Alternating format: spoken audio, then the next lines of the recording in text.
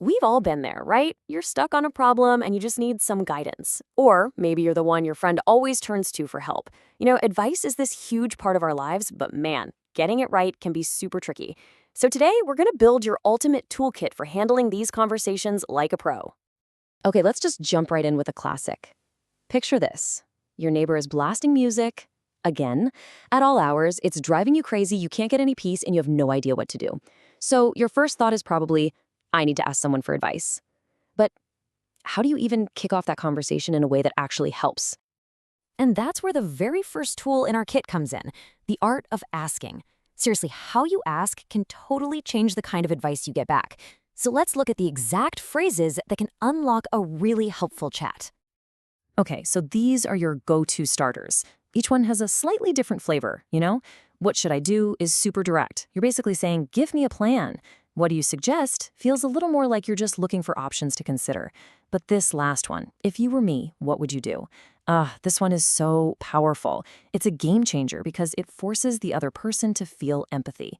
You're asking them to literally step into your shoes and see the whole noisy neighbor mess from your side of the wall. All right, now let's flip the script. Your friend comes to you with that exact problem. The ball is totally in your court. How you respond now makes all the difference. This is where we get into the real power and the subtlety of giving advice. Because the right words can be empowering, but the wrong ones, they can just sound like an order. Now, what's really fascinating here is the difference in vibe. Over on the left, you've got that strong, direct advice. You should is great when the answer is obvious or the stakes are high. But check out the right side. These gentle suggestions are often way more effective. Phrases like, why don't you? Or my favorite, have you thought about? They feel less like a command and more like you're brainstorming together. It makes the other person feel like they're part of the solution, which is just everything, especially for sensitive stuff. And this phrase, this is a brilliant way to be strong but still personal. When you say, if you take my advice, you're really signaling confidence. You're not just throwing an idea out there, you're basically saying, I've thought this through and this is the path I endorse. It's a phrase that has some real weight to it.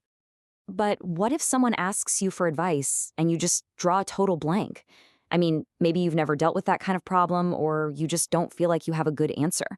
Sometimes the best advice is no advice at all. You just need a graceful way out. This simple sentence is maybe one of the most powerful and underrated tools we have. I wish I could help. Just let that sit for a second. It's honest, it shows empathy, and it proves you care without forcing you to make something up. It validates their struggle, and honestly, sometimes that's all a person really needs to hear.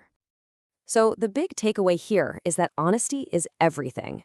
Using a simple, direct line like, I don't know what to advise, I'm afraid, is actually a huge sign of respect. It is so much more helpful to admit you don't have the answer than to give bad advice that could just make things 1,000 times worse. Remember, being a good friend doesn't mean you have to be an expert on everything. Okay, so you've seen the tools for asking for help, for giving both strong and gentle advice, and for how to bow out when you need to. We have officially built the foundation. So now, I think it's time to put that brand new toolkit of yours to the test. Let's end with this one. A friend betrayed you. Wow, that is so much more personal and complicated than a noisy neighbor, right? So really think about the tools we just went over. How would you even begin to ask for advice on this? And if someone came to you with this problem, what would you say?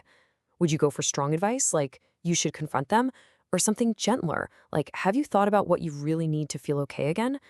There's no single right answer here, of course. But now you have the entire toolkit to handle that conversation with skill, with confidence, and with a whole lot of care.